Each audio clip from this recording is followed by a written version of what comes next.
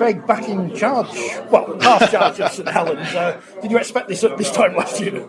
No, definitely not. We were having a great time with the reserve lads, and when it all came about, it was a shock, it was a surprise, but at the same time, we'd always kept an eye on the women, and there was a lot of an itching to stay involved. So, yeah, it just kind of happened. How does it work then, the partnership with you and Deck? Who does what in the relationship, so to speak? Yeah, listen, it's a really strange one. Everybody talks about the club because we've coached together on different various pathways for probably the last 6 years now.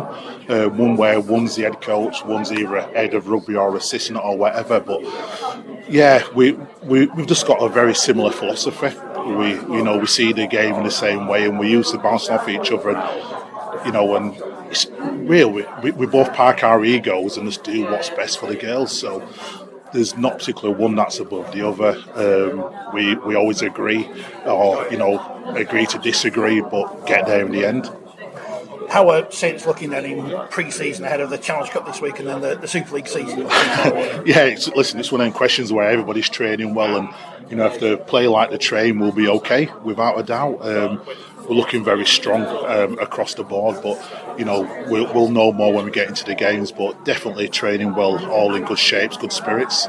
You've brought back Amy Hardcaste and Shona Hoyle, and they've brought Caitlin Casey with them. What have those three brought to the training so far? Yeah, again, that was a really strange one. One of them really unexpected things. We didn't know what type of squad we'd have when we got back involved. But, them three players contacted us separately about coming back. Amy brings obvious strike on an edge, brings experience. Shona Hoyle, just an absolutely great back rower.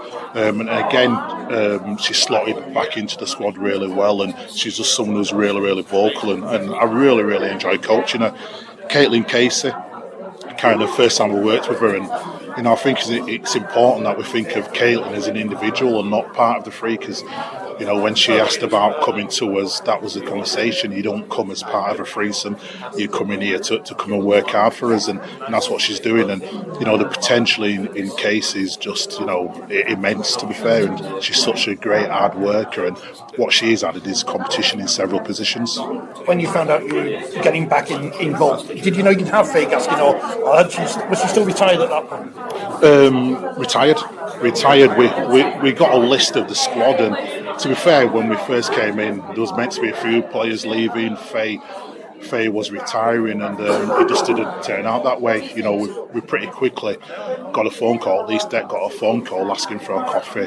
They met up, had a coffee, and she was in two minds about retiring. So we gave her some time to think about it. And to be fair, with Caitlin, by then we knew Caitlin was coming, and we just gave Faye some time to think about it. And we just really wanted to respect her wishes, which was to carry on playing. So yeah, a bit of a shock, but a great shock to have. Starting with the Challenge Cup, of course, Saints have got this ridiculous record now. As I would describe it, it's almost like Wigan's men in the 80s and 90s. Yeah. It's Saints winning now. Does that put any pressure on you? The fact you've won it so many times to win it again and again and again. Yeah, listen, once you've got the Saints badge on, there's pressure. There's pressure in every game, and it's a record that we're immensely proud of, and we're not arrogant about it, but we want to defend it, and without a doubt, and we'll take it a game at a time. And yeah, there's pressure playing for Saints, coaching Saints anyway, so we don't hide from it. We try and embrace it, and we use it to challenge each other. Talking about pre-season, how were the players involved in the England game? How have they come back into things? Was it a lack of dispirited after, not necessarily the performance, but the reaction to the performance as well? Yeah, listen, I won't lie, it's been tough for them. We've had to reintegrate them into the squad, and there's been plenty of cuddles, plenty of hugs. But they're still kind of getting over it, but starting to really find their feet and feel normal again. It was very challenging for them, but for some of them, they've been in similar positions before, and we'll get around them as a club and individuals, and they'll be absolutely fine. Well, the players who work for, they've been important in trying to reintegrate them, so to speak, and say, as you say, hugs and cuddles. Yeah, listen, they were really supportive of the girls going out there, as were the coaches, trying to put England first. And coming back, it's been the same. You know, if they've needed a hug, we've given them a hug. But it's about just getting on with things really and being there for them. And you know, I think that's not the girls, the coaching staff, but as a club, the club have really got behind them from a welfare point of view and a psych point of view to make sure that they're okay. And you know, we're not rushing them into anything. They're just taking the time. But I must say that you know, pretty quickly they're getting back into the swing of things. There's a lot of criticism after that game of the performance of some of the players. How did you read that game against the Australians? Because it was difficult before the game, speaking to the England players, trying to say, you know, they're quite good Australia, but not trying to pull them up too much. Yeah, listen, there's no shock to me about how good the Aussies are. They are good. They are in front of us.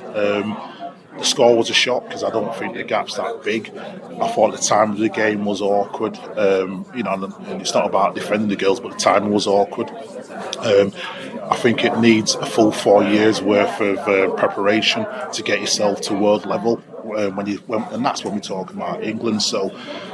Listen, it was tough, but I think the key thing is that as clubs we reflect on our role in it and we all work harder to make our players better, you know, to give the England coaching staff a chance of going out and competing. And I still think we will come World Cup. You know, I've seen it myself. And that end of 4 year cycle, you get the girls exactly where they need to be. It's not a 2 year job. It simply isn't. The Aussies are just too good. 2 years in 4 years. It's about closing that gap and being in a position where you can compete, and that's where the girls will get to in another 2 years' time. Enough time has passed since the World Cup and your time in charge of England. How would you reflect on that now, having that time passing? Oh, listen, it was fantastic. You know, absolutely enjoyed every minute of it. I love it when I see the girls now because we created a bond. When I reflect on how we went, I thought we went really, really well. I thought that New Zealand game. You know, we competed for the full 80, and in my view, there was areas where if we were just a little bit better, a little bit clinical, I feel as though we could have won the game. You know, we bombed a couple of chances, but yeah, I'm just very proud of what the girls did in that World Cup and how they performed. And you know, I had the most amazing coach staff around me, and they did a fantastic job as well. So, yeah, on reflection, immensely proud of the whole process. I thought we did the country proud, and you know, these girls will emulate that and do the same for us in 2 years' time. Funny talking about development. It must be pleasing to see the number of under 12s and the 11s and the 10s teams that are springing up as part of the legacy of the World Cup, but just in general the success of women too. Yeah, fantastic. I was out at the weekend watching Hoyle versus Fatu on the 16s, and yeah, to see so many young athletic girls working hard was brilliant. And that was on the back of, some of it was on the back of the great work done by the England girls, you know, setting some real high standards.